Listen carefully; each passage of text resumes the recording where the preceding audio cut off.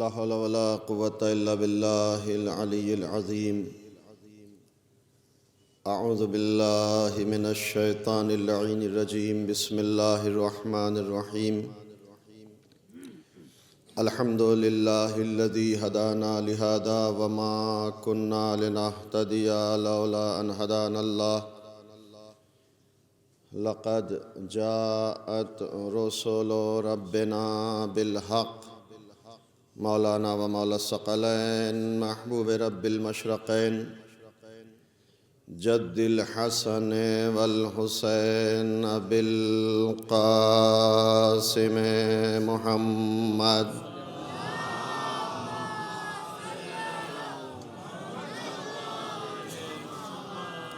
وعلى آل بیتہ الطیبین الطاہرین المعصومین المظلومین المنتجبین المنتخبین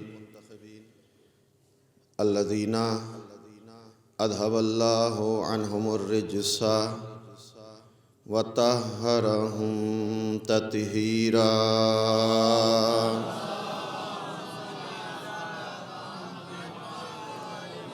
ولعنۃ اللہ علی اعدائہم وقتلتہم وغاصبی حقوقہم ومنکری فضائلہم المنحرفین عنہم والشاکین فیہم من الآن الی قیام یوم الدین.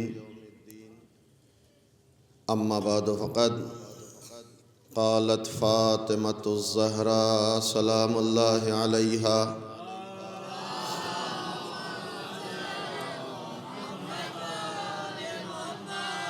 اشہد ان لا الہ الا اللہ وحدہ لا شریک لہ کلمۃ جعل الاخلاص تاویلها وضمن القلوب موصولها وآنار فی التفکر معقولها الممتنع عن الابصار رؤیته وعن الالسن صفته وعن الاوہام کیفیته.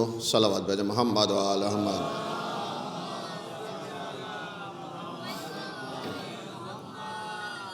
حاضرین اکرام قدر، بزرگان محترم، علماء ذوی الاحترام، شہزادی کونین معصومہ عالمیان صدیقہ طاہرہ حضرت فاطمۃ الزہراء سلام اللہ علیہا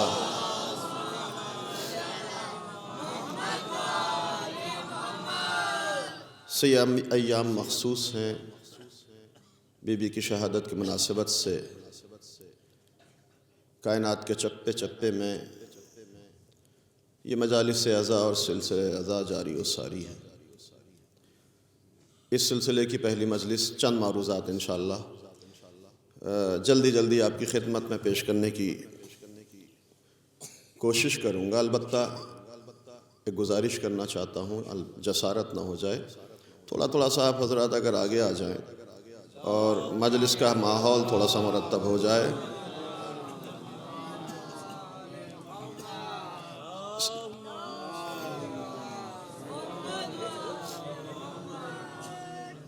ایک اور صلوات بھیجئے اور جتنا کوشش ہو یہ بیچ کا جو فاصلے ہیں وہ ختم ہو جائیں.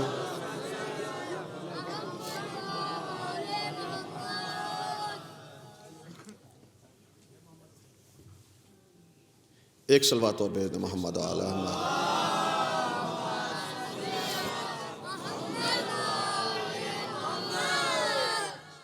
میں نے اپنی گفتگو کا آغاز حمد و ثناء باری تعالیٰ کے بعد شہزادی کونین کے اس معروف خطبے جس کو خطبہ فدق کہا جاتا ہے اس کے ابتدائی 2-3 فراز جس کی تلاوت کا شرف میں نے آپ کے سامنے حاصل کیا. شہزادی اپنی گفتگو کا آغاز ذات وحدہ لا شریک کی حمد و ثنا سے شروع کرتے ہیں. یاد رکھیے گا یہ خطبہ بڑا معرکۃ الآراء خطبہ ہے. تمام فصاحتیں اور بلاغتیں اس خطبے کی فصاحت و بلاغت کے سامنے سر بسجود۔ آپ غور کیجئے، بی بی نے گفتگو توحید سے شروع کی ہے، اور خطبہ فدق میں توحید کی وہ جلوہ نمائی ہے جس میں انسان اگر غور کرے تو ہر سمت وحدانیت کی تجلیاں نظر آئیں گی۔ بڑا مشہور خطبہ ہے خطبہ فدق۔ یہ وہ خطبہ ہے جس کو فضائل اور مناقب کا بحر ذخار کہا گیا ہے، جس کے سلسلے میں کہا جاتا ہے یہ خطبہ صرف خطبہ نہیں ہے، بلکہ یہ وہ خطبہ ہے جس میں بی بی کی طرف سے خود اعتمادی کی سرسبزی، عزت نفس کی بلندی، فرض شناسی کی خوش رنگینیاں، ایثار و قربانی کے مسکراتے ہوئے گلبوٹے، عقیدہ و ایمان کے متبسم غنچے، جد و جہد کی شفاف نہریں، عبادت کی روح نواز ہمائیں، روحانیت کی جان بخش فضائیں، عزائم کے اونچے اونچے پہاڑ اور عشق و محبت کے فلک بوس منارے ہر صاحب نظر کو دعوت فکر دے رہے ہیں۔ ایک صلوات بھیجے محمد و آل محمد۔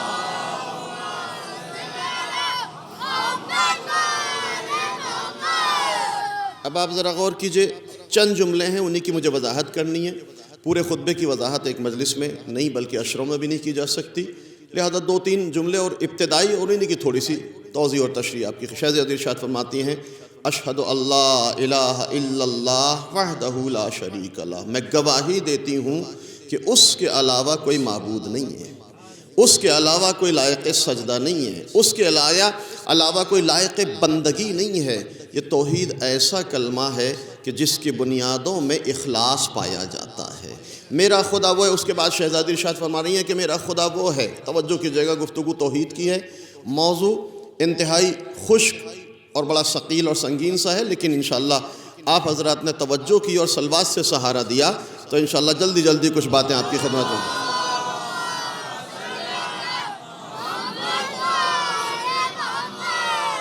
شہزادی خطبہ فدق میں توحید، اشہد اللہ الہ الا اللہ وحدہ لا شریک لہ، میرا خدا وہ ہے جس کا کوئی شریک نہیں ہے، جس کا کوئی ساتھی نہیں ہے، جس کا کوئی دوست نہیں ہے، جس کا کوئی رہنما نہیں ہے، جس کا کوئی مددگار نہیں ہے، وہ واحد ہے، وہ یکتا ہے، وہ ایسا، میرا خدا ایسا ہے۔ اس کی صفت یہ ہے کہ الممتنع عن الابصار رؤیتہ، میرا خدا وہ ہے جو ان ظاہری آنکھوں سے دکھائی نہیں دے سکتا۔ توجہ کیجئے گا، الممتنع عن الابصار رؤیتہ، میرا خدا وہ ہے، ایسی ذات ہے جو ان ظاہری آنکھوں سے دکھائی نہیں دے سکتا۔ وعن الالسن صفتہ، زبان سے اس کی تعریف بیان نہیں کی جا سکتی۔ وعن الاوہام کیفیتہ، عقل کے ذریعے اس تک رسائی ممکن نہیں ہے، عقل سے وہ پہچانا نہیں جا سکتا، اس کی ذات میں غور نہیں کی جا سکتی۔ توجہ کیجئے گا، شہزادی توحید ذات کے سلسلے میں ارشاد فرماتی ہے، الممتنع عن الابصار رؤیتہ، میرا خدا وہ ہے جو ان ظاہری آنکھوں سے دکھائی نہیں دیتا۔ کیوں شہزادی نے گفتگو یہاں سے شروع کی؟ کیوں؟ اس لیے کہ عزیزو توجہ کیجئے گا، انسان اس مادے کی زندگی میں، اس مٹیریل کی دنیا میں رہنے والا انسان، مادی زندگی گزارنے والا انسان ہر چیز کو اپنی آنکھوں سے دیکھنا چاہتا ہے، اور آنکھوں سے دیکھ کر اس پر یقین کرنا اس کی عادت بن چکی ہے۔ شہزادی نے اس غلط فہمی کا ازالہ کرتے ہوئے پہلے ہی جملے میں کہہ دیا کہ دیکھو، اگر میرے خدا کو دیکھنا ہے تو ان ظاہری آنکھوں پر بھروسہ نہ کرنا، بلکہ نور معرفت روشن کرو، کائنات کے ذرے ذرے میں اس کی جلوہ نمائی نظر آئے گی۔ صلوات بھیجے محمد و آل محمد۔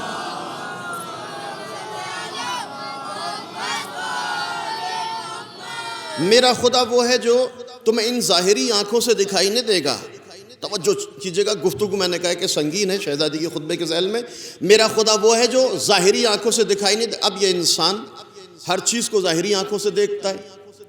جب شعور کی منزل پر اس نے قدم رکھا تو خدا کو بھی ان ظاہری آنکھوں سے تلاش کرنے کی کوشش کی، لیکن جب ظاہری آنکھوں سے تلاش کرنے کی کوشش کی تو اسے کہیں خدا نہ ملا۔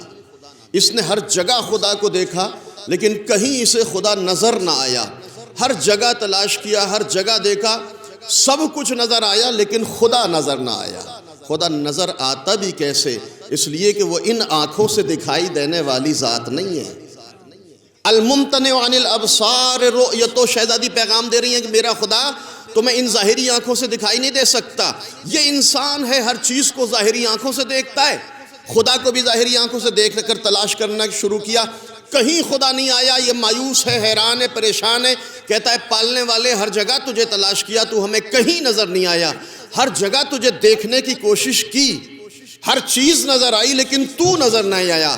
یہ انسان پریشان ہو کر کہتا ہے خدایا آسمانوں میں دیکھا بلندی تھی تو نہ تھا، زمین میں دیکھا وسعت تھی تو نہ تھا، پہاڑوں میں دیکھا صلابت تھی تو نہ تھا، درختوں میں دیکھا فطرت تھی تو نہ تھا، پھولوں میں دیکھا خوشبو تھی تو نہ تھا، کلیوں میں دیکھا مہک تھی تو نہ تھا، غنچوں میں دیکھا لچک تھی تو نہ تھا، آدم میں دیکھا علم تھا تو نہ تھا، نوح میں دیکھا تقوی تھا تو نہ تھا، موسیٰ میں دیکھا ہیبت تھی تو نہ تھا، عیسیٰ میں دیکھا زہد تھا تو نہ تھا، یوسف میں دیکھا حسن تھا تو نہ تھا، دریا میں دیکھا روانی تھی تو نہ تھا، زلیخا میں دیکھا جوانی تھی تو نہ تھا، محمد میں دیکھا جمال تھا تو نہ تھا، علی میں دیکھا کمال تھا تو نہ تھا۔ پالنے والے ہر جگہ تجھے تلاش کیا، ہر جگہ تجھے دیکھا، لیکن تو کہیں ہمیں نظر نہیں آیا۔ آواز قدرت آئی، میرے بندے تو نے میری کنیز فاطمہ کے جملے میں توجہ ہی نہیں کی۔ میری کنیز نے اعلان کر دیا تھا کہ میری ذات وہ ہے جو ان ظاہری آنکھوں سے دکھائی نہیں دے سکتی۔ میرے بندے تو نے مجھے دیکھنے میں بڑی غلطی کی، میرے بندے تو نے دیکھنے کی کوشش تو کی لیکن دیکھنے میں بڑی غلطی کی۔ میرے بندے یاد رکھنا، اگر مجھے دیکھنا چاہتا ہے تو ان ظاہری آنکھوں پر بھروسہ نہ کر، بلکہ دل کے دروازے کو کھول، کائنات کے ذرے ذرے میں میری تجلیاں نظر آئے گی۔ صلوات بر محمد وآل۔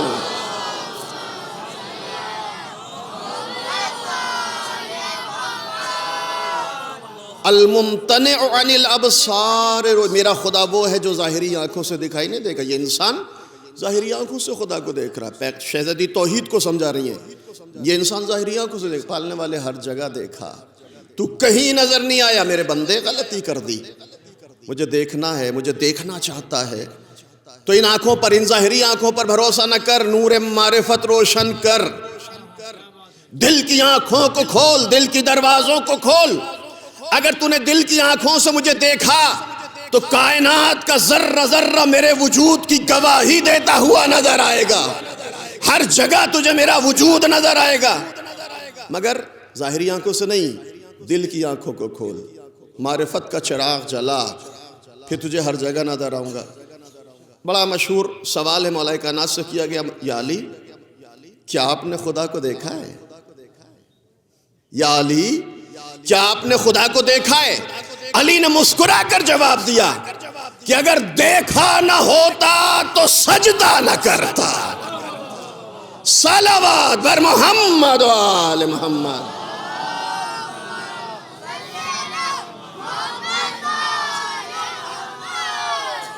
اگر دیکھا نہ ہوتا تو سجدہ نہ کرتا۔ ما کنت اعبد لما ارى ربا، میں ایسے خدا کی عبادت نہیں کرتا جس کو میں نے دیکھا نہ ہو۔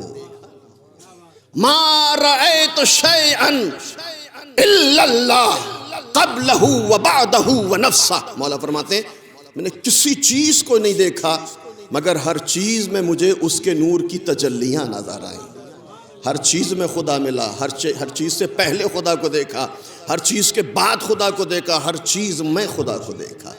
یا علی آپ نے تو خدا کو دیکھ لیا، ہمیں خدا کہیں نظر نہیں آتا، ہمیں خدا کہیں نظر نہیں۔ علی بھی جواب دیں گے تمہاری غلطی یہ ہے کہ ظاہری آنکھوں پر بھروسہ کرتے ہو، میرے خدا کو دیکھنا۔ الممتنع عن الابصار رؤیت، شہزادی کا پہلا جملہ توحید کے سلسلے میں خطبہ فدق میں، میرا خدا وہ ہے جو ظاہری آنکھوں سے نظر نہیں آتا۔ دل کے دروازوں کو کھولو، نور معرفت روشن کرو، ہر وجود میں خدا کی تجلیاں نظر آئے گی۔ خدا بھی کہتا ہے میرے بندے اگر مجھے دیکھنا چاہتا ہے دل کے دروازے کو کھول، ہر جگہ میں نظر آؤں گا۔ میرے بندے اگر میں آسمانوں میں نہ ہوتا تو بلندی کہاں سے آتی؟ اگر زمین میں نہ ہوتا تو وسعت کون عطا کرتا؟ اگر پہاڑوں میں نہ ہوتا تو صلابت نہ ہوتی، اگر درختوں میں نہ ہوتا تو فطرت نہ ہوتی، اگر ستاروں میں نہ ہوتا تو چمک نہ ہوتی، اگر غنچوں میں نہ ہوتا تو مہک نہ ہوتی، اگر پھولوں میں نہ ہوتا تو خوشبو نہ ہوتی، اگر ذروں میں نہ ہوتا تو تجلی نہ ہوتی، اگر آدم میں نہ ہوتا تو علم نہ ہوتا۔ توجہ کیجئے گا میرے بندے، تو نے غلطی کی، دیکھ دل کے دروازوں کو کھول، دل کی آنکھوں کو کھول، ہر وجود میں نظر آؤں گا۔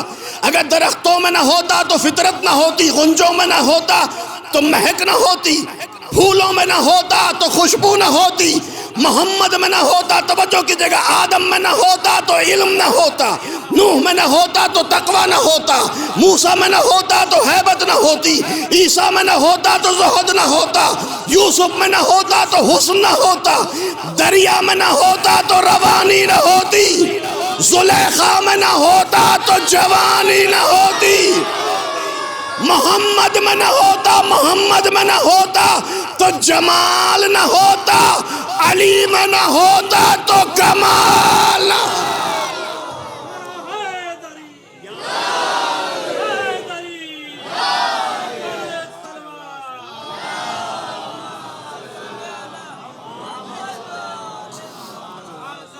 ایک اور صلوات بھیجیں عظمت محمد وآلہ۔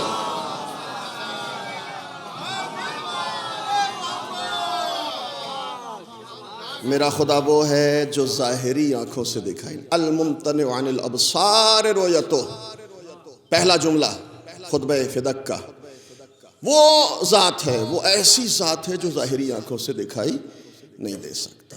دیکھنا ہے نور معرفت روشن کر۔ توجہ، دوسرا جملہ وعن الالسن صفتہ، میرا خدا وہ ہے کہ زبان اس کی تعریفوں سے عاجز ہے،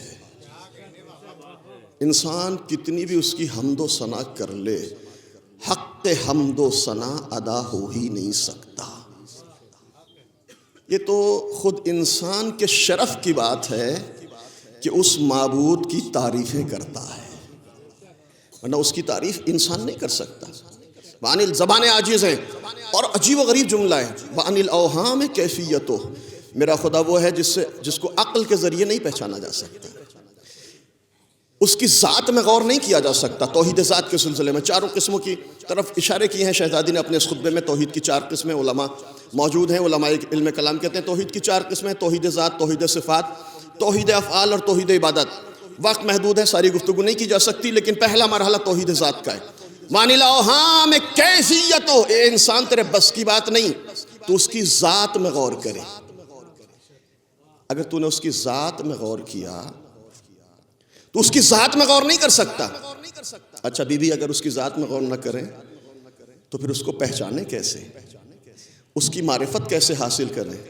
کہ دیکھو، اگر اس کو پہچاننا چاہتے ہو تو خبردار اس کی ذات میں غور نہ کرنا کہ وہ ہے کیسا، بنا کس چیز سے ہے، اس کا مادہ کیا ہے، اس کا مٹیریل کیا ہے۔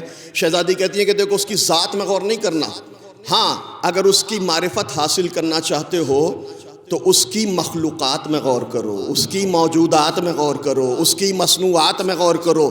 جتنا اس کی موجودات میں غور کرتے چلے جاؤ گے اتنا ہی اس کی معرفت حاصل ہوتی چلی جائے گی۔ صلوات بھیجیں محمد وآل محمد۔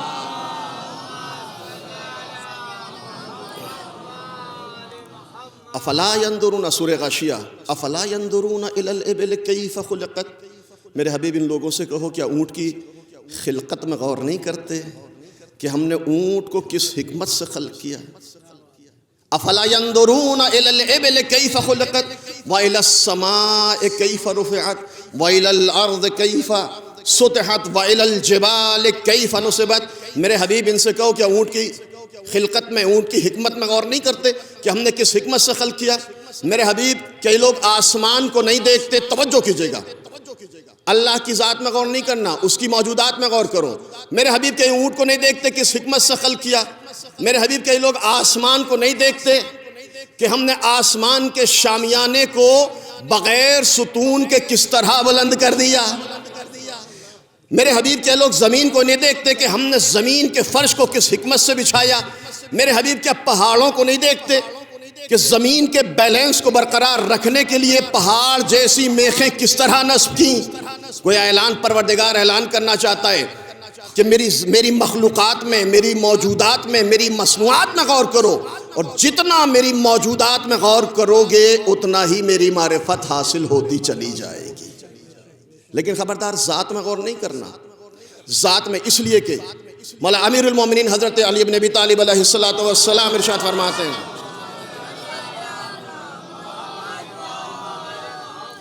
وَعَنِ الْأَوْهَامِ کیفیت و شہزادی کا تیسرا جملہ توحید کے سلسلے میں، میرے خدا کی ذات میں غور نہیں کرنا، اس لیے کہ سمجھ میں نہیں آئے گا۔ مولا فرماتے ہیں من نظر الی کیف ہوا فقد ہلاکا، جو انسان ذات خدا میں غور کرتا ہے وہ ہلاک ہو جاتا ہے۔ من تفکر فی اللہ فہو ابلسا، جو انسان خدا کی ذات میں، حقیقت ذات میں غور کرتا ہے وہ حیرت زدہ ہو جاتا ہے، کسی نتیجے پر نہیں پہنچتا، ہلاک ہو جاتا ہے۔ اچھا یہ انسان عجیب و غریب ہے، ہر چیز میں غور کرتا ہے، ذات خدا میں بھی غور کرنا شروع کر دیتا ہے۔ وہ ہے کیسا، بنا کس چیز سے ہے، اس کا مادہ کیا ہے، اس کا مٹیریل کیا ہے، ہر چیز کے بارے میں غور کرتا ہے، خدا کی ذات میں بھی غور کرتا ہے۔ اچھا جب یہ مادی زندگی گزارنے والا انسان مادی ذہن سے خدا کے بارے میں سوچتا ہے تو پھر مولا متوجہ کرتے ہیں انسان تیرے بس کی بات نہیں کہ تو ذات خدا کے بارے میں غور کرے۔ نہج البلاغہ مفہوم ادا کر رہا ہوں، انسان تیرے لیے مناسب نہیں کہ تو ذات خدا کے بارے میں غور کرے، اس لیے کہ انسان اگر تو نے ذات خدا کے بارے میں غور کرنا شروع کیا تو تو اپنے ذہن میں خدا کی ایک خیالی تصویر بنا لے گا۔ توجہ کیجئے، انسان تیرے لیے مناسب نہیں تو ذات خدا میں غور کرے، ایسا کیا تو اپنے ذہن میں خدا کی ایک خیالی تصویر بنا لے گا، اور جو کچھ تو اپنے ذہن میں بنائے گا وہ تیرے ذہن کی مخلوق ہوگی۔ یاد رکھنا خدا مخلوق نہیں، خدا خالق ہے۔ صلوات بر محمد و آل محمد۔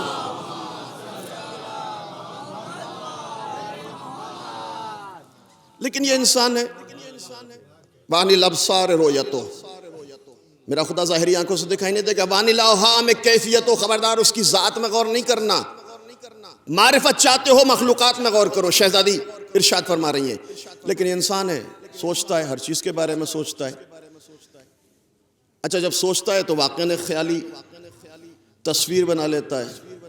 مفوضہ شرک میں مبتلا ہو گئے، جسم و جسمانیت کا قائل ہو جاتا ہے۔ جب انسان ذات خدا میں غور کرتا ہے تو کبھی خدا کے ہاتھ کا قائل ہوتا ہے، کبھی پیر کا قائل ہوتا ہے، کبھی جسم کا قائل ہوتا ہے، کبھی جسمانیت کا قائل ہوتا ہے، اور ضرورت پڑنے پر اللہ کی ٹانگ کو جہنم کے حوالے بھی کر دیتا ہے۔ صلوات بھیجیں محمد و آل محمد۔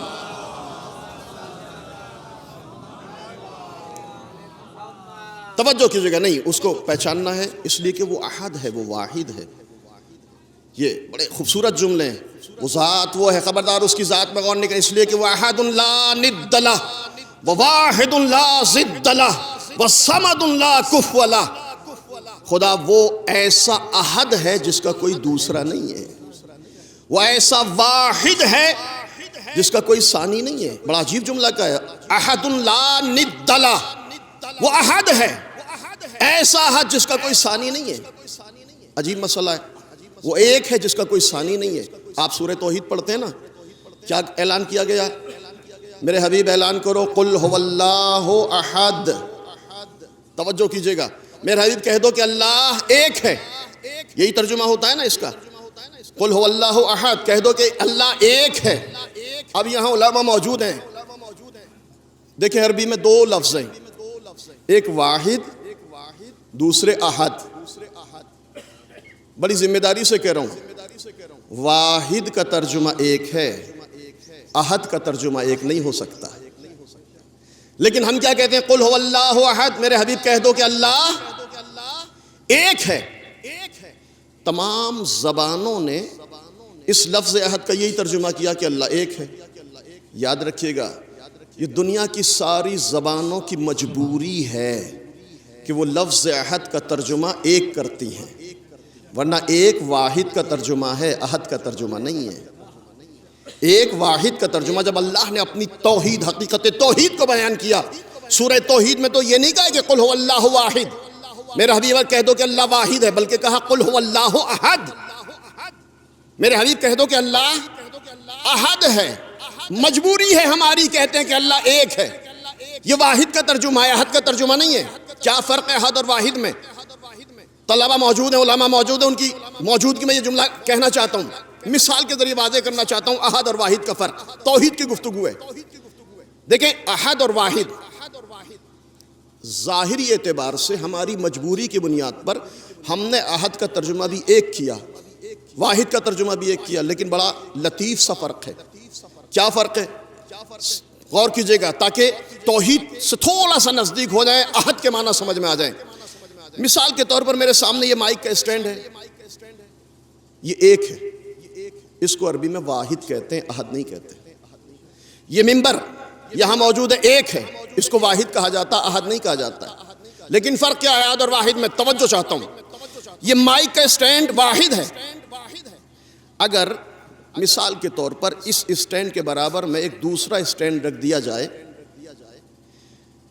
اس ممبر کے برابر میں دوسرا ممبر رکھ دیا جائے، تو یہ ایک دو میں تبدیل ہو جائے گا، یہ ممبر دو میں تبدیل ہو جائے گا، یہ اسٹینڈ دو میں تبدیل ہو جائے گا۔ مثال کو تھوڑا سا تبدیل کر رہا ہوں، انسان کوئی آئے، اس کے سارے اجزاء کو الگ کر دے، یہاں سے کھولا ایک ٹکڑا الگ ہو گیا، دوسرا ٹکڑا الگ ہو گیا، یہاں سے کھولا چند ٹکڑے الگ ہو گئے، یہ ٹکڑوں میں بدل گیا، یہ حصوں میں منقسم ہو گیا۔ پہلے ایک تھا، اب اس کے کئی ٹکڑے کر دیے گئے، کئی حصے کر دیے گئے۔ عزیزو یاد رکھیے گا احد اور واحد کا فرق یہی ہے، جو دو میں تبدیل ہو جائے، جو چار میں تبدیل ہو جائے، جو اعداد میں تبدیل ہو جائے، جو حصوں میں منقسم ہو جائے، جو ٹکڑوں میں تقسیم ہو جائے، اسے واحد کہا جاتا ہے۔ لیکن جو نہ حصوں میں بدلے نہ عدد میں بدلے، اسے احد کہا جاتا ہے۔ صلوات بر محمد و آل محمد۔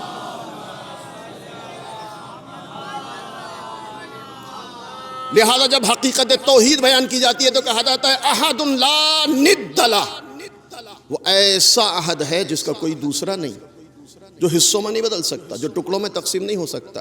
وہ ذات ایسی ذات ہے، عقل اس کی معرفت سے حیران اور پریشان ہے۔ ہاں اس کو پہچاننا چاہتے ہو تو اس کی مخلوقات میں غور کرو۔ توجہ کیجئے گا، گفتگو توحید ذات کی ہے، مجلس طولانی نہ ہو جائے، اس لیے میں جلدی سے اپنی بات آپ کی خدمت میں پیش۔ ایک صلوات بھیجیں محمد و آل محمد۔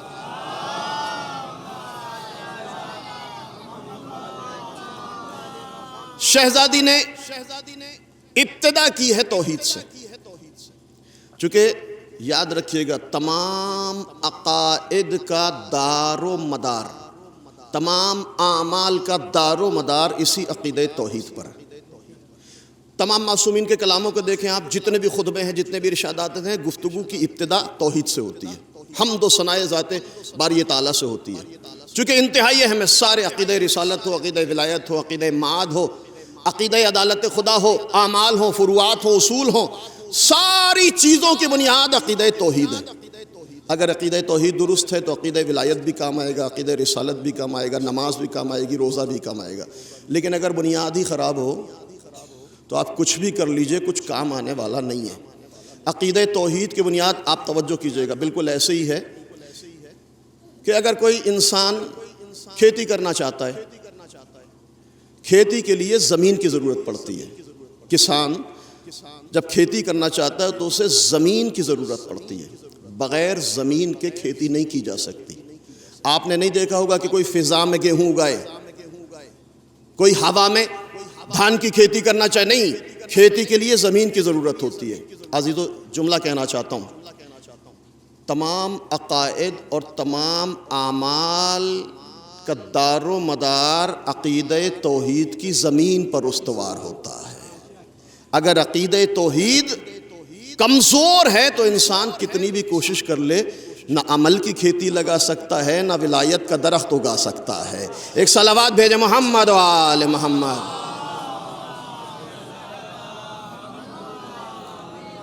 لہذا خطبہ فدکیہ کی ابتدا توحید سے ہوتی ہے۔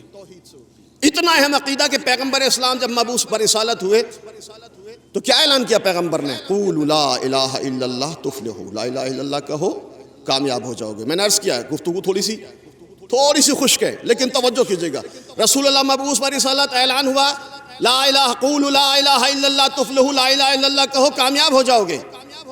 یہ توحید کا نعرہ مکے کی سرحدوں سے عبور کرتا ہوا دوسرے قریے دیہات اور علاقوں تک پہنچا۔ تاریخ نے ایک واقعہ نقل کیا ہے کہ مکے سے کچھ دور کے فاصلے پر ایک گاؤں میں، ایک آبادی میں ایک یہودی عالم رہتا ہے، بڑا مشہور عالم ہے، اور اپنے علم پر اسے بڑا غرور ہے۔ جب اس نے سنا کہ مکے میں کوئی نبی آیا ہے، اس نے توحید کی دعوت دی ہے، ایک خدا کی عبادت کی دعوت دی، اشہد اللہ الہ الا اللہ وحدہ لا شریک لہ، اس کے علاوہ کوئی معبود نہیں، لائق سجدہ اس کی ذات۔ جب اس نے سنا کہ کسی نے دعوی نبوت کیا ہے اور ایک خدا کی عبادت کی دعوت دے رہا ہے، بڑا چالاک اور ہوشیار یہودی تھا، متکبر تھا، مغرور تھا، اس نے خطرے کو محسوس کیا کہ اگر کفر زدہ، شرک زدہ ماحول میں کوئی ایک خدا کی دعوت دے رہا ہے تو اس کا مطلب یہ ہے کہ اس کے اندر حکمتوں کے خزانے ابل رہے ہیں۔ توجہ کیجئے گا، لیکن چونکہ مغرض تھا، عجیب حالات ہیں، پیغمبر نے کن حالات میں دعوت توحید دی؟ جب چاروں طرف کثرت خدا، کفار قریش ہر دن ایک خدا بناتے، خانہ کعبہ میں لا کر بت سجا دیتے ہیں اور اس کی عبادت، اس کی بندگی شروع کر دیتے ہیں۔ ہر قبیلے کا خدا، جتنا بڑا قبیلہ اتنا بڑا خدا، چاروں طرف شرک زدہ ماحول۔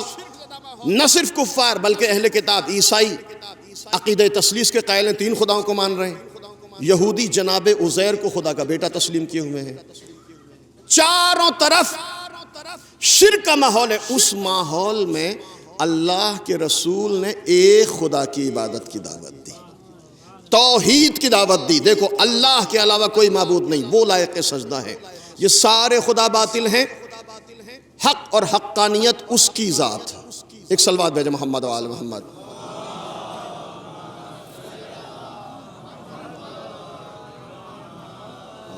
تشریف لائے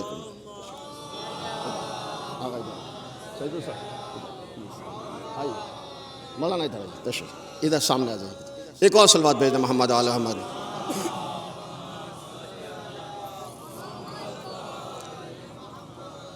توجہ کیجئے گا، خطبہ توحید، خطبہ فدق توحید سے ابتدا ہو رہی ہے۔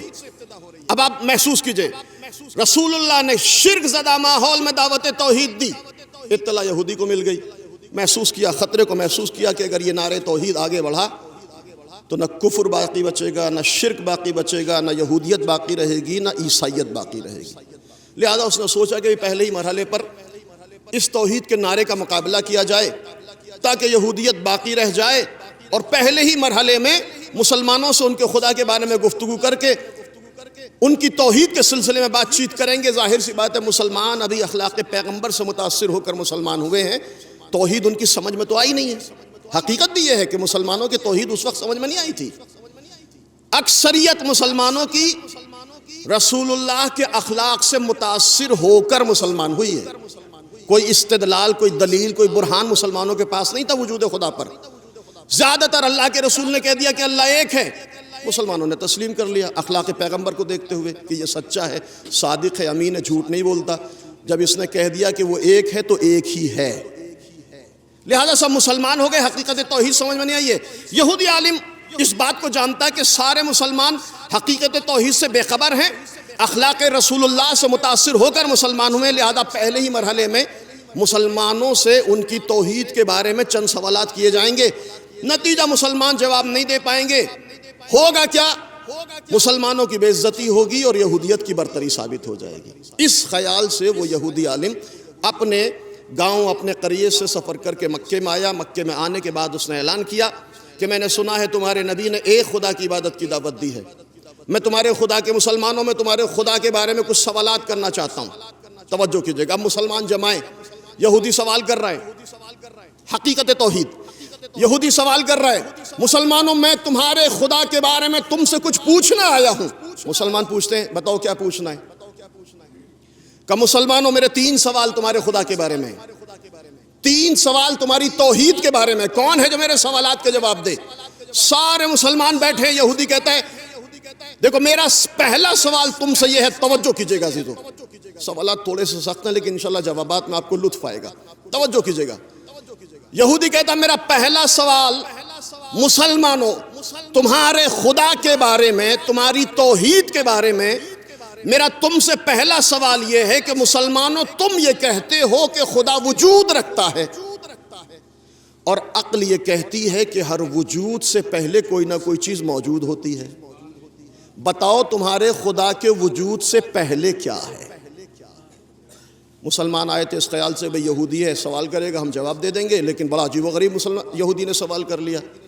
مسلمانوں خدا تم کہتے ہو خدا وجود رکھتا ہے، عقل یہ کہتی ہے کہ ہر وجود سے پہلے کوئی نہ کوئی چیز موجود ہے، بتاؤ تمہارے خدا سے پہلے کیا موجود ہے؟ میں مثال کے ذریعے بات واضح کر رہا ہوں تاکہ سوال آپ کے ذہنوں تک پہنچ جائے۔ مثال کے طور پر یہ مائک کا اسٹینڈ موجود ہے، اس سے پہلے کوئی چیز موجود تھی، کوئی مادہ، کوئی مٹیریل، کوئی دھات، کوئی چیز تھی جس سے یہ وجود میں آیا۔ یہ ممبر وجود رکھتا ہے، اس سے پہلے کچھ چیزیں تھیں، مٹی، معذرت لکڑی، کیلیں، فیویکول وغیرہ وغیرہ، جس سے یہ ممبر وجود میں آیا۔ میرا وجود ہے، میرے وجود سے پہلے کچھ اجزاء تھے، آگ، پانی، ہوا، مٹی، جس سے میرا وجود میں آیا۔ مثال آپ کی خدمت میں پیش کر دیا، پھر سوال کی ریپیٹ ہے۔ مسلمانوں تم یہ کہتے ہو کہ خدا وجود رکھتا ہے، اور عقل یہ کہتی ہے کہ ہر وجود سے پہلے کوئی نہ کوئی چیز موجود ہوتی ہے، بتاؤ خدا کے وجود سے پہلے کیا تھا؟ سارے مسلمان خاموش، کوئی جواب نہیں ہے۔ کیا جواب دیں مسلمان بیچارے؟ میں نے عرض کیا کہ توحید مسلمانوں کے سمجھ میں نہیں آئی تھی، اخلاق پیغمبر سے متاثر ہو کر وہ لوگ مسلمان ہوئے تھے۔ 1400 سال پہلے توحید سمجھ میں نہیں آئی تھی، بلکہ ایک جملہ کہتا ہوں، توحید تو آج بھی مسلمانوں کے سمجھ میں نہیں آئی۔ 1400 سال پہلے کیا سمجھ میں آئی ہوگی؟ اس شرک زدہ ماحول میں کیا توحید سمجھ میں آئی؟ کچھ سمجھ میں نہیں آئی۔ اس حال میں یہودی آیا اس خیال سے کہ مسلمانوں کی بے عزتی کرنی ہے، اور کر بھی رہا ہے۔ کوئی جواب مسلمانوں کے پاس نہیں ہے۔ پہلے سوال کا یہودی کہتا میرا دوسرا سوال تم سے یہ ہے کہ مسلمانوں تم یہ کہتے ہو کہ خدا وجود رکھتا ہے، اور عقل یہ کہتی ہے کہ ہر وجود کا ایک رخ ہوتا ہے، ایک ڈائریکشن اور ایک سمت ہوتی ہے، بتاؤ تمہارے خدا کا رخ کس طرف ہے؟ کیا کہیں بیچارے مسلمان، خدا کا رخ کس طرف ہے؟ شمال کی طرف، جنوب کی طرف، مشرق کی طرف، مغرب کی طرف؟ سارے مسلمان بیچارے پھر خاموش، کوئی جواب نہیں ہے، بالکل ایسے بیٹھے ہوئے ہیں جیسے سروں پر طائر۔ یہودی مسلمانوں کی مسلسل بے عزتی کر رہا ہے۔ اب یہودی پھر اپنا تیسرا سوال حملے کی شکل میں مسلمانوں کے سامنے رکھتا، مسلمانوں یہ بتاؤ، میرا تیسرا اور آخری سوال، مسلمانوں یہ بتاؤ کہ اس وقت تمہارا خدا کیا کر رہا ہے؟ اس وقت تمہارا خدا کیا کر رہا ہے؟ کیا بتائیں بیچارے مسلمان کہ اس وقت خدا کیا کر رہا ہے، کس کام میں مشغول ہے خدا؟ سارے مسلمان خاموش۔ یہ یہودی اس خیال سے کہ توحید کا مقابلہ کرنا ہے، مسلمانوں کی بے عزتی کرنی، اور بے عزتی کر بھی رہا ہے۔ سارے مسلمان خاموش، بتاؤ اس وقت تمہارا خدا کیا کر رہا ہے؟ کوئی جواب کسی مسلمان کے پاس نہیں، سناٹا چھایا ہوا۔ لیکن تاریخ کہتی ہے کہ اسی سناٹے کو ایک 11 سالہ معصوم سے بچے نے توڑا۔ مجمع کے درمیان سے ایک معصوم سا بچہ کھڑا ہوا، یہودی کی آنکھوں میں آنکھیں ڈال کر کہا، اے یہودی عالم میں تیرے سوالات کے جواب دوں گا۔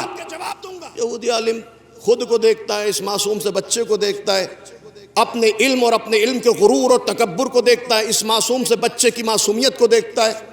معصوم سے بچے سے کہتا ہے کہ بھائی تمہارے بڑے بڑے تو جواب نہیں دے سکے، تم میرا کیا جواب دو گے؟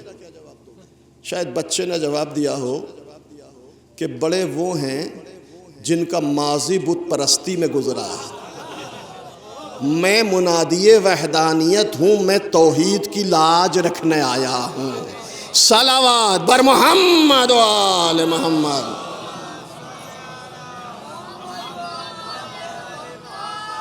ذرا مل جل کر بلند ترین صلوات بھیجا امت محمد و آل محمد۔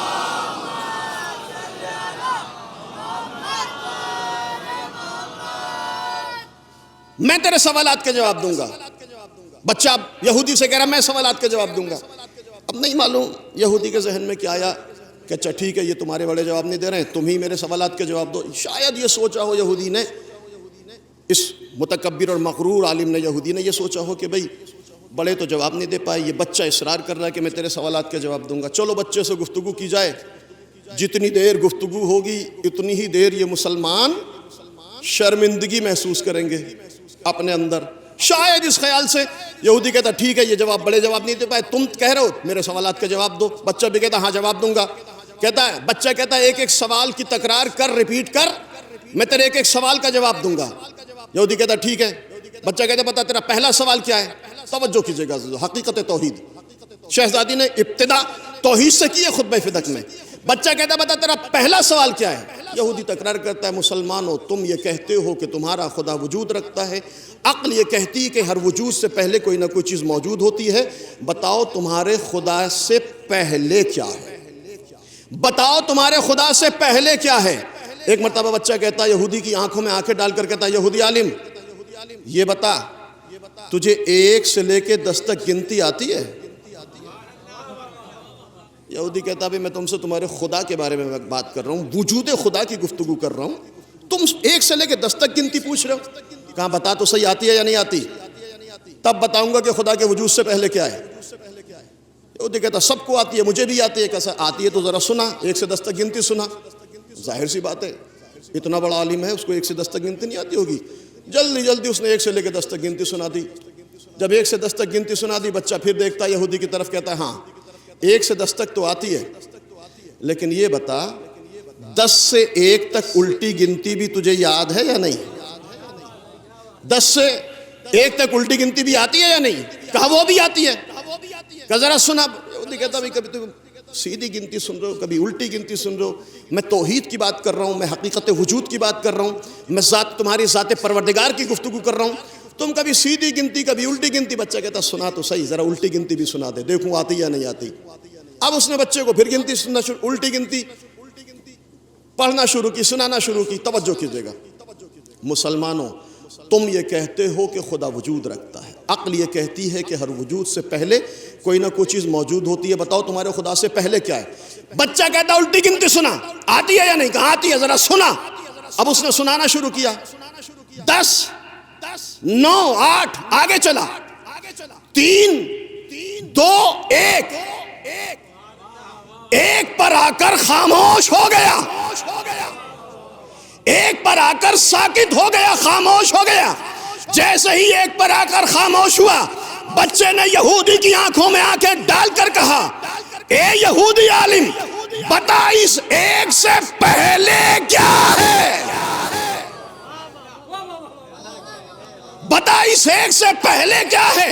ایک مرتبہ یہودی ٹھٹکتا ہے, کہتا ہے بچے سے کہ یہ ایک گنتی کا ایسا عدد ہے, یہ گنتی کا ایک عدد ایسا وجود ہے کہ جس کے وجود سے پہلے کوئی چیز موجود نہیں ہوتی. بچہ مسکرا کر کہتا ہے کہ جب گنتی کا ایک عدد ایسا وجود کہ جس سے پہلے کوئی چیز موجود نہیں, تو میرا خدا تو وہ ہے جس نے اس گنتی کے ایک عدد کو بھی خلعت وجود عطا کیا. صلوات بر محمد وآلہ.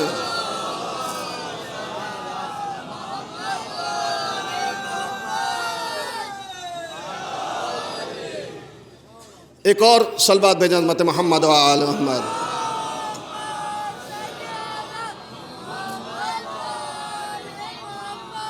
جب معمولی سی گنتی کا ایک عدد ایسا وجود کہ جس سے پہلے کوئی چیز موجود نہیں, تو میرا خدا تو وہ ہے جس نے اس ایک کو بھی وجود عطا کیا. میرا خدا تو واحد ہے, احد ہے, صمد ہے, وہ واجب الوجود ہے, اس کے وجود سے پہلے کوئی چیز موجود نہیں. کائنات کے ساری اشیاء, سارے موجودات اس کے وجود کی مرہون منت ہے. ہر چیز کو اس نے وجود عطا کیا ہے. اب یہ یہودی عالم سمجھ گیا کہ بھئی اب آیا تھا اس خیال سے کہ مسلمانوں کی بے عزتی کرنی ہے, کی بھی تھوڑی سی مسلمانوں کی بے عزتی, لیکن بچہ ہے, اب مقابلے پر آ گیا ہے. یہودی کو محسوس ہو گیا کہ بھئی یہ آسانی سے اب جان نہیں بچنے والی. ابھی تک حملے کر رہا تھا بڑھ بڑھ کر سوالات کی شکل میں, لیکن پہلے ہی سوال کے جواب نے بچے نے دانت کھٹے کر دیے. اب بچہ کہتا بتا تیرا دوسرا سوال کیا ہے. یہودی کہتا میرا دوسرا سوال یہ ہے مسلمانوں تم یہ کہتے ہو کہ خدا وجود رکھتا ہے, عقل یہ کہتی ہے, توجہ کیجئے گا, کہ ہر وجود کا ایک رخ ہوتا ہے, ایک ڈائریکشن, ایک سمت اور ایک جہت ہوتی ہے. بتاؤ تمہارے خدا کا رخ کس طرف ہے؟ بتاؤ تمہارے خدا کا رخ کس طرف ہے؟ ہر وجود کا رخ ہوتا ہے، بتاؤ خدا کا رخ کس طرف ہے؟ ایک مرتبہ تاریخ کہتی ہے بچہ مجمع کے درمیان سے نکلا، تھوڑی دیر کے بعد واپس آیا۔ اب جو واپس آیا تو اس کے ہاتھ میں ایک شمع تھی، اس نے شمع کو روشن کیا، شمع روشن ہوئی، نور فضا میں چاروں طرف پھیلتا چلا گیا۔ جب چاروں طرف نور پھیلا، بچے نے یہودی سے سوال کیا، اے یہودی عالم بتا اس نور کا رخ کس طرف ہے؟ اس نور کا ڈائریکشن کس طرف ہے؟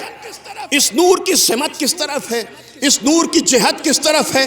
یہودی نے پھر جھجک کر کہا کہ نور ایسا وجود ہے، نور ایسا وجود ہے کہ جس کا کوئی رخ نہیں، جس کی کوئی جہت نہیں، جس کی کوئی سمت نہیں، جس کا کوئی ڈائریکشن نہیں۔ بچہ پھر کہتا ہے کہ جب معمولی سی شمع سے نکلنے والا نور ایسا وجود کہ جس کا کوئی رخ نہیں ہوتا، تو میرا خدا تو وہ ہے کہ اللہ نور السماوات والارض۔ صلوات پر محمد وآل۔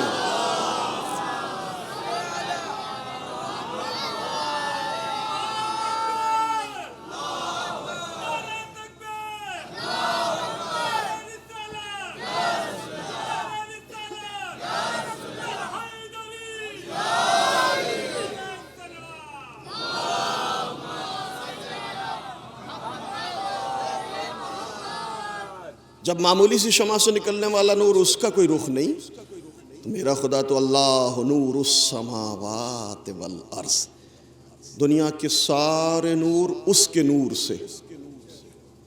سے استفادہ کرتے ہیں، ساری نورانیت اس کے وجود کی وجہ سے ہے۔ توجہ چاہتا ہوں، بات مجھے آپ کو تک جلدی سے پہنچانی ہے۔ اب تیسرا سوال اور جواب آیا تھا اس خیال سے کہ مسلمانوں کی بے عزتی کرنی، معاملہ الٹا پڑ رہا ہے۔ اچھا، یہ بچے نے یہ والا رخ کیوں اختیار کیا؟ بھئی توحید کو سمجھنا چاہ رہا تھا، سمجھا دیتا نہیں، وہ توحید کو سمجھنا نہیں چاہ رہا تھا، وہ مسلمانوں کی بے عزتی کرنے کے لیے آیا تھا۔ تو بچے نے بھی وہی رخ اختیار کیا اور اس حدیث کے مفہوم کو بتانے کی کوشش کی کہ التکبر مع المتکبرین عین التواضع، مغرور لوگوں کے ساتھ غرور سے پیش آنا ہی تواضع اور انکساری ہے۔ کسی مغرور کے سامنے جھکنا نہیں، چاہے اسے علم کا غرور ہو یا دولت کا غرور ہو، جھکنا نہیں۔ اگر جھکے تو اس کی اکڑ میں اور اضافہ ہوتا چلا جائے گا۔ بچہ اسی حدیث کو مفہوم کو بتا رہا ہے کہ تکبر مع المتکبرین عین التواضع۔ اگر یہ سمجھ نہ آیا ہوتا تو بچہ سمجھا دیتا حقیقت توحید کو۔ یہ آیا تھا اس خیال سے کہ مسلمانوں کی بے عزتی کرنی ہے، تو بچے نے بھی یہی رخ اختیار کیا۔ بچہ کہتا بتا تیرا تیسرا سوال کیا ہے؟ توجہ چاہتا ہوں عزیزو، واقعہ مکمل ہونا چاہتا ہے۔ بچہ کہتا تیرا تیسرا سوال کیا ہے؟ یہودی کہتا میرا تیسرا سوال تم سے یہ ہے مسلمانوں۔ اچھا، حالات عجیب و غریب ہیں۔ یہ یہودی اب خطرے کو باقاعدہ طور پر محسوس کر چکا ہے کہ بچہ اب چھوڑنے والا نہیں ہے۔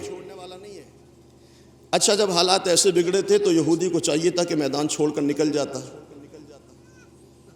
دیکھیے، اگر کوئی زنانہ مزاج مسلمان ہوتا تو میدان چھوڑ کر فرار کر جاتا۔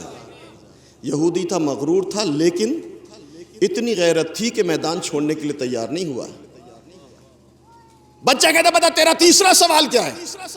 کہ مسلمانوں، میرا تیسرا سوال تم سے تمہارے خدا کے بارے میں یہ ہے کہ یہ بتاؤ اس وقت تمہارا خدا کیا کر رہا ہے؟ اس وقت تمہارا خدا کیا کر رہا ہے؟ ایک مرتبہ بچے نے پھر یہودی کی طرف دیکھا، سینے کو چوڑا کر یہودی کی آنکھوں میں آنکھیں ڈال کر کہا، اے یہودی عالم، تو یہ جاننا چاہتا ہے کہ اس وقت میرا خدا کیا کر رہا ہے؟ تو بس اتنا سمجھ لے کہ اس وقت میرا خدا ایک معصوم سے بچے کے ذریعے ایک بوڑھے یہودی کی بے عزتی کروا رہا ہے۔ صلوات بر محمد وآل۔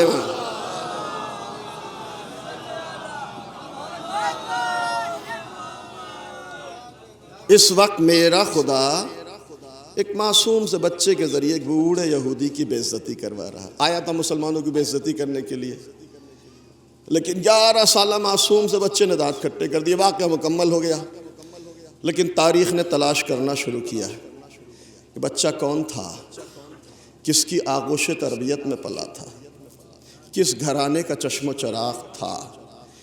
تاریخ نے جواب دیا کہ کسی معمولی گھرانے کا بچہ نہیں تھا، کسی معمولی آغوش تربیت کا پروردہ نہیں تھا، بلکہ وہ بچہ وہ تھا جس نے لعاب دہن رسالت کو چوسا تھا، جو آغوش تربیت فاطمہ بنت اسد کا پروردہ ابو طالب کا بیٹا علی مرتضیٰ تھا. ایک صلوات بر محمد وآل.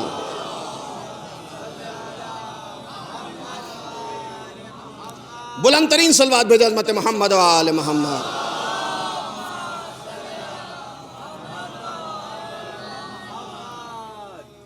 اچھا، میں نے واقعہ بھی آپ کی خدمت پیش کر دیا، لیکن ایک نتیجہ دینا چاہتا ہوں. 1400 سال پہلے توحید پر حرف آیا اور مسلمانوں کی آبرو پر بات آئی. 1400 سال پہلے کہ یہودی آیا کس خیال سے کہ توحید پر اعتراض کرنا ہے اور مسلمانوں کی بے عزتی کرنا ہے. انصاف سے بتائیں کہ کس نے توحید کی لاج رکھی اور کس نے مسلمانوں کی آبرو بچائی؟ ہاں، سارے مسلمان خاموش تھے، سارے مسلمان خاموش تھے، صرف وہ بولا جو منادی وحدانیت تھا. علی نے توحید کی بھی لاج رکھی، علی نے مسلمانوں کی بھی آبرو کو بچا لیا. مسئلہ 1400 سال پرانا نہیں ہے، مسئلہ آج بھی پھر وہی ہے. کل یہودی مسلمانوں کی بے عزتی کرنے پر تلا تھا، توحید پر اعتراض کرنے آیا تھا. آج عالم یہودیت مسلمانوں کی بے عزتی کرنے پر تلی ہوئی ہے. آج بھی سارے خاموش، وہی بولا جو علی والا ہے. صلوات بر محمد و آل محمد.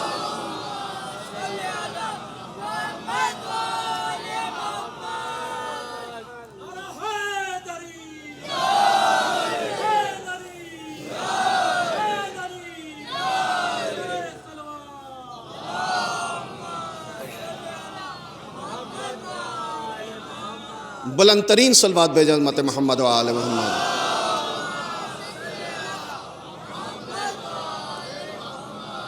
شہزادی گفتگو کا آغاز خطبہ فدق میں، الممتنع عن الابصار رؤیتو، میرا خدا وہ ہے جو ظاہری آنکھوں سے دکھائی نہیں دے گا.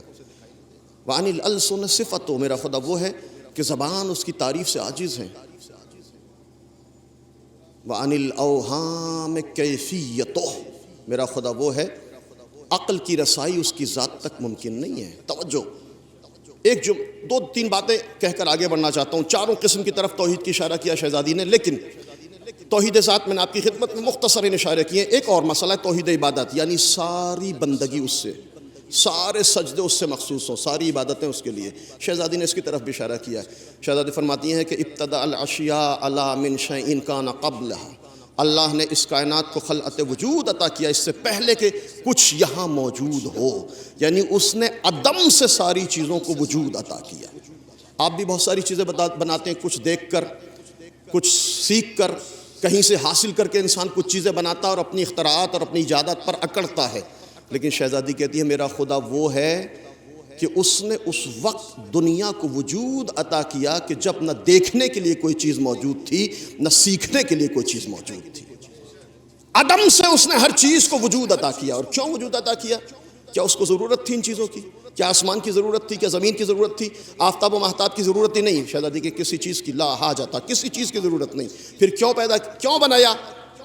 اظہاراً لحکمتہ وتعبداً لبریتہ. شہزادی کہتی ہیں اس لیے زمین کا فرش بچھایا، اس لیے آسمان کا شامیانہ لگایا، اس لیے آفتاب و مہتاب کی روشن قندیلیں لگائیں تاکہ انسان ان ساری چیزوں کو دیکھ کر اس کی حکمت کا کلمہ پڑھنا شروع کر دے. وَتَعَبُّدًا لِبَرِيَّتِ، اور اس کی مخلوقات میں غور کرنے کے بعد اس کی بارگاہ میں سر بسجود ہوتا چلا جائے. صلوات بر محمد و آل محمد.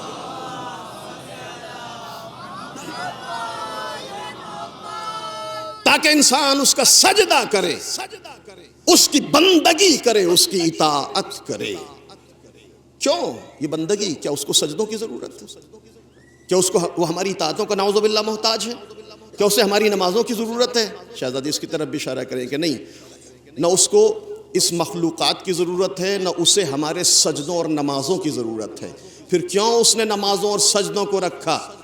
شہزادی اشارہ کرتے ہیں اس لیے کہ انسان جتنا تو اس کی بارگاہ میں جھکتا چلا جائے گا اتنا ہی وہ تجھے بلندیاں عطا کرتا چلا جائے گا۔ اللہ نے بھی کا اعلان کیا، عبدی اطیعنی اجعلک مثلی، میرے بندے میری اطاعت کر، میری بندگی کر، اگر تو نے میری بندگی کی تجھے اپنا جیسا بنا دوں گا۔ ذرا غور کیجئے گا، بڑی معرفت والا جملہ ہے۔ میرے بندے، ایک صلوات بھیجے محمد و آل محمد پر۔ بیٹا بیٹھ جاؤ، توحید عبادت، اللہ کے سارے سجدے اس کے لیے، ساری عبادتیں اس کے لیے، ساری بندگی اس کے لیے، کوئی اور جذبہ نہ ہو، کوئی اور عنصر نہ ہو، ہر عمل اس سے مخصوص ہو، تعبداً لبریتہ، ہر عمل اس سے مخصوص ہو۔ تھوڑی سی وضاحت معذرت چاہتا ہوں اگر مجلس 2-4 منٹ طولانی ہو جائے۔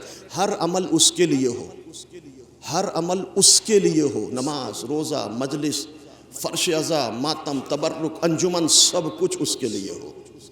نہ نام و نمود ہو، نہ شہرت ہو، نہ مادیت ہو، نہ محلہ واریت ہو، نہ قبیلہ بازی ہو، نہ خاندان بازی ہو، سب کچھ اس کی رضا کے لیے ہو۔ سب نام و نمود، شہرت میں کچھ نہ ہو، بلکہ عمل نہ جنت کے لالچ میں ہو، نہ جہنم کے خوف میں ہو۔ یہ ہے توحید عبادت۔ جب انسان اس انداز کی عبادت کرتا ہے تو اللہ کہتا یا عبدی عبدی اطیعنی اجعلک مثلی، میرے بندے میری اطاعت کر، میں اپنا جیسا بنا دوں گا۔ اجعلک مثلی، میں اپنا جیسا بنا دوں گا، اپنی مثل بنا دوں گا۔ میری مثل تو نہیں بن سکتا لیکن مثل ضرور بنا دوں گا۔ بڑا فرق ہے مثل اور مثل میں۔ مثل کا تعلق توحید ذات سے، مثل کا تعلق توحید عبادت سے۔ وقت محدود ہے، وضاحت نہیں کر سکتا، معذرت چاہتا ہوں، بات کو آگے لے جانا ہے۔ میرے بندے میری بندگی، میری اطاعت، میرا سجدہ، میری عبادت، میں تجھے اپنا جیسا بنا دوں گا۔ اس کے آگے خدا کہتا ہے حدیث قدسی، یا عبدی کن لی یکون لکا، میرے بندے تم میرا ہو جا، تم میرا ہو جا، کن لی میرا ہو جا، اگر تم میرا ہو گیا تو اکون لکا، میں تیرا ہو جاؤں گا۔ میرے بندے میرا ہو جا، اکون لکا، میں تیرا ہو جاؤں گا۔ جب بندہ خدا کا ہوگا، خدا بندے کا ہوگا، تو خدا اپنی صفات اپنے بندے کے حوالے کرتا چلا جائے گا۔ خطابت نہیں کر رہا ہوں عزیزو، حدیث قدسی ہے، میرے بندے تو میرا ہو جا، میں تیرا ہو جاؤں گا، اگر تم میرا ہو گیا تو اپنے صفات تیرے حوالے کرتا چلا جاؤں گا۔ خدا میں رہوں گا، خدائی تو کرے گا۔ بس میری بندگی کر، میرا سجدہ کر، میرے قریب آ جا، میرا ہو گیا تو تیرا ہو جاؤں گا، اگر تم میرا ہو گیا تو دیکھ اپنی صفت اس طرح تیرے حوالے کروں گا۔ میرے بندے دیکھ، میری ایک صفت یہ ہے کہ انا حی لا اموت۔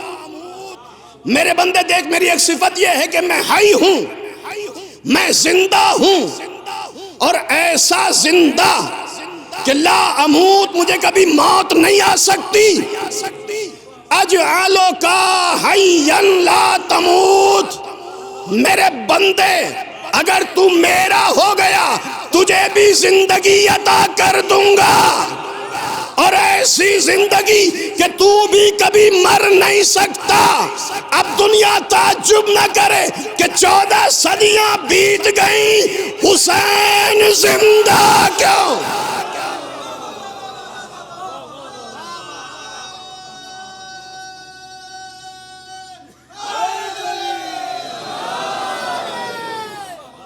بلند ترین صلوات بھیجے حضرت محمد و آل محمد۔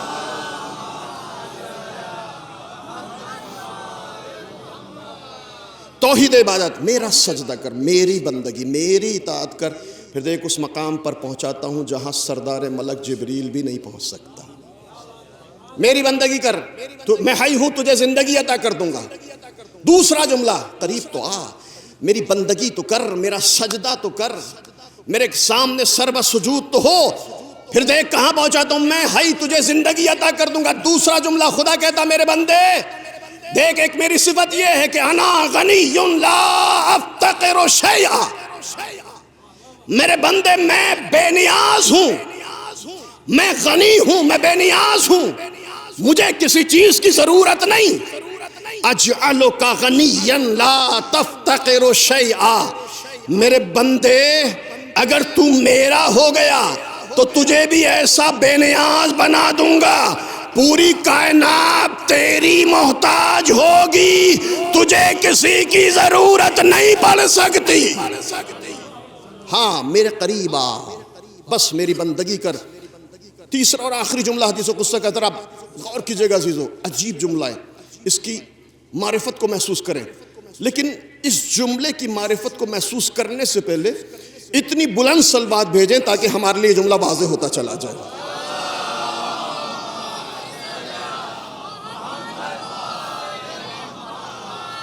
کن لی یکون لک، میرے بندے میرا ہو، میں تیرا ہو جاؤں گا۔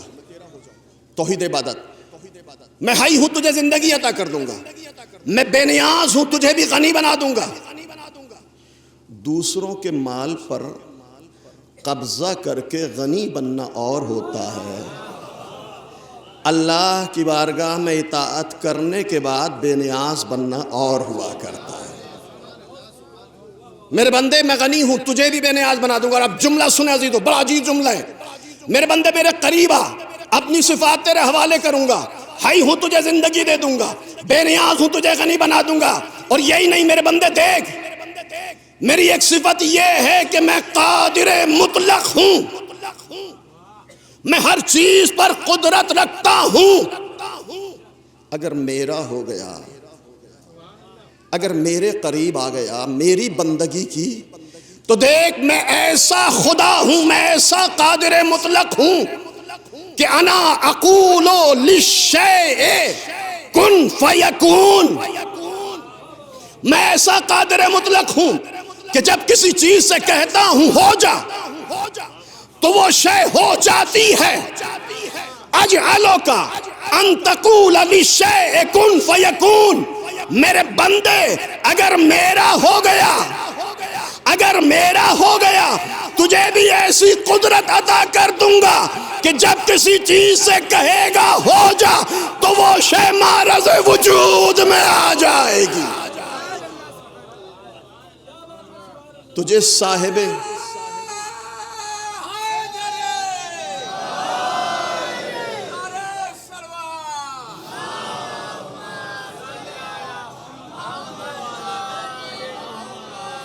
میں جب کسی چیز سے کہتا ہوں ہو جا وہ فیکون، وہ شے ہو جاتی ہے۔ اگر میرا ہو گیا تو اجعلک ان تقول للشیء کن فیکون، تجھے بھی ایسی قدرت عطا کر دوں گا جب تو کسی چیز سے کہے گا ہو جا،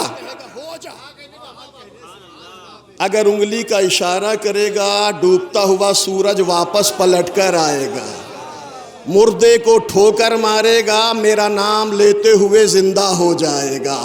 صلوات بر محمد۔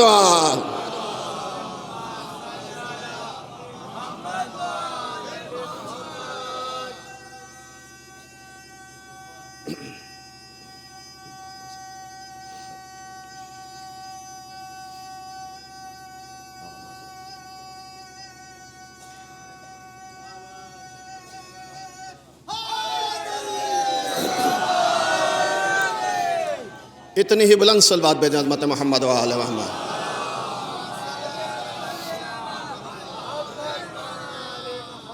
توحید عبادت، ہماری پریکٹیکل لائف پر اللہ کی بندگی کا اثر۔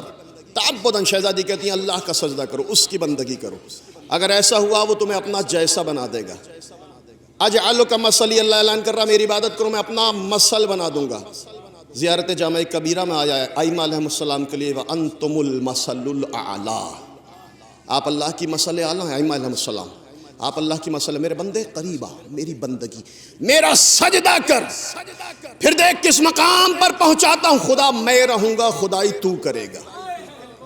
میرے بندے اگر تم میرا ہو گیا تو دیکھ آسمان میرا ہوگا، سیر تو کرے گا، آسمان میرا ہوگا، سیر تو کرے گا، زمین میری ہوگی، ملکیت تیری ہوگی، تراب میری ہوگی، ابو تراب تو کہلایا جائے گا۔ میرے قریب تو آ، میری بندگی تو کر، میرا سجدہ تو کر، اپنی عبادتوں کو مجھ سے مخصوص کر، نام و نمود نہ ہو، شہرت نہ ہو، مادیت نہ ہو، دکھاوا نہ ہو، جنت نہ ہو، جہنم نہ ہو، بس ساری عبادتیں میرے لیے ہو۔ اگر ایسا ہوا تو آسمان میرا ہوگا، سیر تو کرے گا، زمین میری ہوگی، ملکیت تیری ہوگی، زمین میری ہوگی، ملکیت تیری ہوگی، تراب میری ہوگی، ابو تراب تو کہلایا جائے گا، ذرے میرے ہوں گے، کلمہ تیرا پڑھیں گے، درخت میرا ہوگا، حکم تیرا چلے گا، ذرے میرے ہوں گے، کلمہ تیرا ہوگا، درخت میرا ہوگا، حکم تیرا ہوگا، ستارہ میرا ہوگا، دروازہ تیرا۔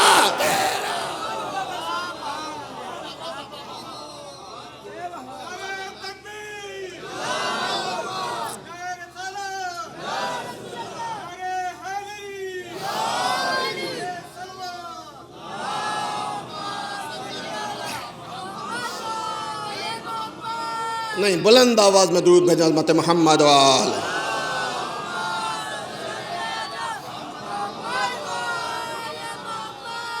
بس ایک دو جملے اور بات کو مکمل کرتا ہوں۔ میرے قریب آ، میری بندگی کر، میرا سجدہ کر، پھر دیکھ کس مقام پر پہنچاتا ہوں۔ سبحان الذی اسریٰ بعبدہ، پاک و پاکیزہ ہے وہ ذات جس نے اپنے بندے کو سیر کرائی۔ علماء موجود ہیں جس نے اپنے بندے کو سیر کرائی۔ اللہ نے یہ نہیں کہا جس نے اپنے رسول کو سیر کرائی، جس نے اپنے نبی کو سیر کرائی، جس نے مزمل کو، مدثر کو، یاسین کو، طٰہٰ، ایسا نہیں کہا، بلکہ اللہ کہتا ہے جس نے اپنے بندے کو سیر کرائی۔ اس کا مطلب یہ ہے کہ یہ معراج نبوت و رسالت نہیں تھی، یہ معراج بندگی و عبودیت تھی۔ میرے بندے میرے قریب آ، اگر میرے قریب آیا تو دیکھ اس مقام پر شہزادی کی مجلس ہے، دو جملے، میرے قریب آ، آسمان میرا ہوگا، سیر تو کرے گا، زمین میری، ملکیت تیری، تراب میری، ابو تراب تو ہوگا، ذرے میرے ہوں گے، کلمہ تیرا پڑھیں گے، درخت میرا ہوگا، حکم تیرا چلے گا، ستارہ میرا ہوگا، ستارہ میرا ہوگا، دروازہ تیرا ہوگا۔ جملہ سنیں، ستارہ میرا ہوگا، دروازہ تیرا ہوگا، رضوان میرا ہوگا، درزی تیرا ہوگا۔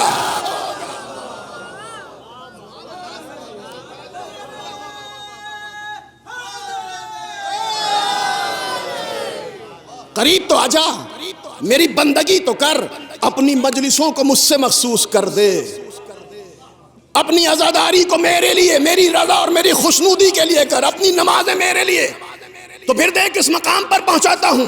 آخری جملہ، کس زمانے میں زندگی گزار رہے، اپنے آخری امام کی خدمت میں نذرانہ پیش کر دے، میرے بندے میرے قریب آجا، ستارہ میرا ہوگا، ستارہ میرا ہوگا، دروازہ تیرا ہوگا، رضوان میرا ہوگا، درزی تیرا ہوگا، رضوان میرا ہوگا، درزی تیرا ہوگا، دریا میرا ہوگا، مصلی تیرا ہوگا۔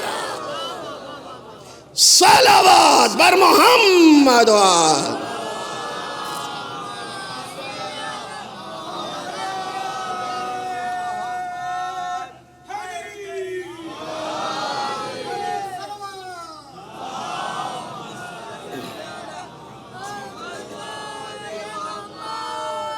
میری بندگی، میری اطاعت، میرا سجدہ، پھر دیکھ اشرف المخلوقات تجھے بنایا ہے، تاج کرامت تیرے سر پر سجایا ہے، اس مقام پر پہنچایا جہاں سردار ملک بھی نہیں جا سکتا۔ ہاں، بندگی کے نتیجے میں، عبادت کے نتیجے میں، ریاضت۔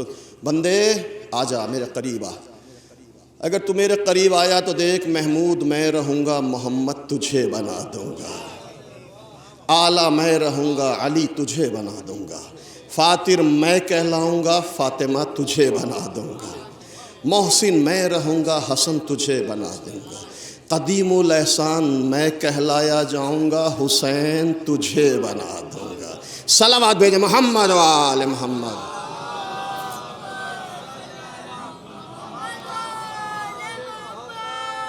بس میری تسبیح کر، میری بندگی کر، میری عبادت کر۔ شہزادی ارشاد فرما رہی ہے اللہ نے اس کائنات کو خلعت وجود عطا کیا تاکہ بندہ اس کائنات میں غور کرنے کے بعد اس کی بارگاہ میں سر بسجود ہوتا چلا جائے، اس کی عبادت کرے۔ اور خود شہزادی کی زندگی کو دیکھیں، پوری حیات طیبہ کو تسبیح منسوب ہو گئی شہزادی کی ذات سے، تسبیح فاطمہ، تسبیح جس کے لیے کہا گیا ہے کہ نماز کے فوراً بعد سب سے تمام تعقیبات میں سب سے زیادہ ثواب تسبیح حضرت زہرا کا ہے۔ اور یہ بھی ایک جملہ کہہ دوں، شاید بعض چھوٹے بھائیوں کے لیے پہلی بار یہ جملہ سنے کہ تسبیح فاطمہ کے لیے تاکید ہے کہ انسان پہلو بدلے بغیر کلام کیے، نماز کے فوراً بعد بغیر کلام کیے، بغیر پہلو بدلے، مستحب ہے کہ تسبیح حضرت زہرا حتیٰ صلوات سے پہلے، نماز کے بعد صلوات کا بھی فاصلہ نہ ہو، تاکید کی گئی ہے روایات میں۔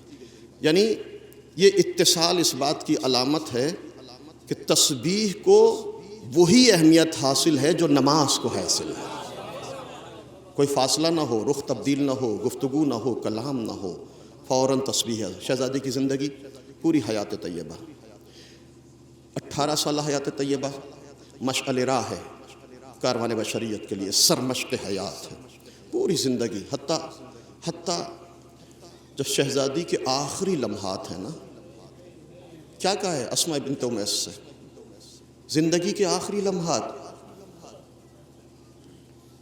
جملہ کیا ہے اسماء، جب تک میرے حجرے سے تسبیح و تحلیل کی آواز آتی رہے سمجھنا فاطمہ زندہ ہے۔ ہاں، جب سبوح قدوس یا رب الملائکۃ والروح کی آوازیں منقطع ہو جائیں تو اسماء سمجھ لینا فاطمہ دنیا سے چلی گئی، اسماء جان لینا کہ فاطمہ مر گئی۔ اجرکم اللہ، اجرکم اللہ زیادہ رو۔ میں چند جملے مصائب تاکہ محل مجلس حاصل ہو جائے۔ شہزادی کی شہادت کے ایام ہیں عزیزو، یہ صرف شہزادی کے شہادت کا ایام نہیں ہے، یہ زینب کی بے کسی کے بھی ایام، یہ حسن و حسین کی یتیمی کے ایام ہیں۔ اور اس سے زیادہ جملہ سنیں گے عزادارو، یہ صرف شہادت کے، یہ بی بی کے شہادت کے ایام نہیں ہیں، یہ علی کی تنہائی کے ایام، یہ علی کی غربت کے ایام ہیں عزادارو۔ اس لیے کہ رسول کے بعد علی تنہا ہو گئے تھے، لیکن جب تک فاطمہ موجود تھیں علی کو احساس تنہائی نہ ہونے دیا، لیکن آج کے بعد فاطمہ کے بعد علی اکیلا رہ جائے گا۔ اجرکم اللہ، اجرکم اللہ۔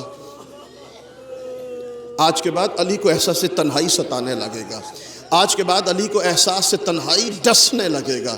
فاطمہ موجود تھیں، علی کو احساس تنہائی نہیں ہونے دی۔ آپ جانتے ہیں خواتین مجلس سن رہی ہیں، جملہ سنیے گا عزیزو، نفسیاتی بات ہوتی ہے نا کہ اگر بیوی پر کوئی مصیبت پڑے نا تو سب سے پہلے اپنے شوہر سے بیان کرتی ہے، سب سے پہلے ہر غم ہر درد کو اپنے بچوں سے بیان نہیں کرتی خاتون، اپنے شوہر سے بیان کرتی ہے۔ آپ جانتے فاطمہ پر کتنی مصیبتیں پڑی، فاطمہ پر کتنے درد ظلم ڈھائے گئے، اتنی مصیبتیں کہ فاطمہ کو مرثیہ پڑھنا پڑا، صبت علی مصائب لو انا صبت علی الایام سرنا لیالیا۔ صبح و شام فاطمہ مرثیہ پڑھ رہی ہیں نا، صبح و شام، لیکن ایک تاریخی حقیقت ہے، خواتین سن لیں، صبح و شام گریہ کر رہی ہیں، لیکن یہ تاریخی حقیقت ہے کہ جب علی گھر میں آتے ہیں نا، جب امیر المومنین وارد خانہ ہوتے ہیں، فاطمہ آنسو نہیں بہاتی، فاطمہ مرثیہ نہیں پڑھتی، فاطمہ اپنے غموں کو بھول کر مسکرا کر علی کا استقبال کرتی ہیں، اس لیے کہ فاطمہ جانتی ہیں علی بڑا مظلوم ہے، علی بڑا مظلوم ہے۔ فاطمہ جانتی ہیں کہ اگر علی کے سامنے گریہ کیا تو علی سے برداشت نہ ہوگا، علی تو پہلے ہی ستایا ہوا۔ اجرکم علی اللہ. علی کے سامنے فاطمہ گریہ نہیں، کوشش ہے کہ مسکرا کر علی کا استقبال ہو. یہ درس زندگی ہے تمام خواتین کے لیے کہ شوہر کا ایسے خیال کیا جائے کہ آنسو نہ ہو، مسکرا کر استقبال کر رہے ہیں. لیکن عزادارو روایت کہتی ہے کہ جب ایک دن مولا گھر میں داخل ہوئے، صحن خانہ میں آئے تو کیا دیکھا؟ دختر رسول گھر کے صحن میں بیٹھی ہوئی آواز دے رہی ہے، صبت علی مصائب لو انہا صبت علی الیام سرنا لیالیا. ایک مرتبہ علی سے برداشت نہ ہوا، فاطمہ کے قریب آئے، دختر رسول میری زندگی میں رونا کیسا؟ فاطمہ نے سر اٹھایا، یا علی اپنے اوپر ہونے والی مصیبتوں پر نہیں رو رہی تو دختر رسول کیوں گریہ کر رہی ہیں؟ اے دختر رسول کیوں آنسو بہا رہی ہیں؟ کیوں مرثیہ پڑھ رہی ہیں؟ یا علی میں اپنے اوپر ہونے والے مصائب پر نہیں رو رہی. بی بی کیوں رو رہی ہیں؟ یا علی میں تو آپ پر ہونے والے مظالم پر آنسو بہا رہی ہوں. یا علی میں نے سنا ہے مدینے کے لوگ آپ کو سلام نہیں کرتے. ہائے علی کی مظلومیت، ہائے علی کی تنہائی. فاطمہ کہتے ہیں، یا علی اے ابو الحسن میں نے سنا ہے مدینے کے لوگ آپ کو سلام نہیں کرتے. ایک مرتبہ علی تڑپے، فاطمہ کے قریب بیٹھ گئے، ایک جملہ کہا، دختر رسول حالت یہ نہیں کہ مدینے کے لوگ علی کو سلام نہیں کرتے، اے رسول کی بیٹی حالت یہ ہے علی سلام کرتا ہے، مدینے کے لوگ علی کے سلام.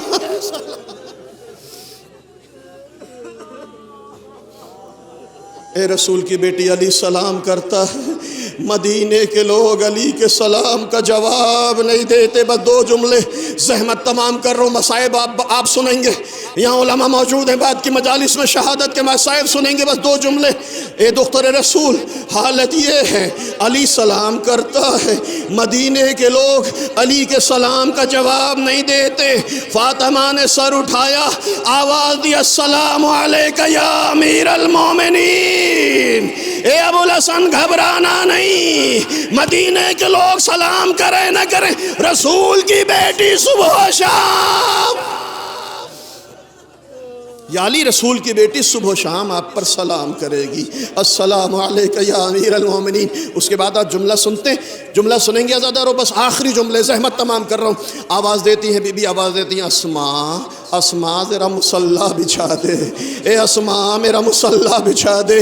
اسماء نے مصلی بچھایا، 2 رکعت نماز حاجت بی بی نے پڑھی. نماز حاجت پڑھنے کے بعد دست دعا کو بلند کر کے آواز دی، اللہم عجل وفاتی سریہ، پالنے والے فاطمہ کی موت کو قریب کر دے. اے خدا میرے معبود، فاطمہ کی موت کو قریب کر دے. اس لیے کہ فاطمہ زندہ رہ کے کیا کرے گی جب علی کے سلام کا جواب نہ دیا جائے؟ میں کہوں گا بی بی اتنا برداشت نہ ہوا کہ علی کے سلام کا جواب نہ ملے، موت کی دعا کرنے لگی. بی بی ذرا کربلا، عصر عاشور، زینب کے عزم کو سلام کر.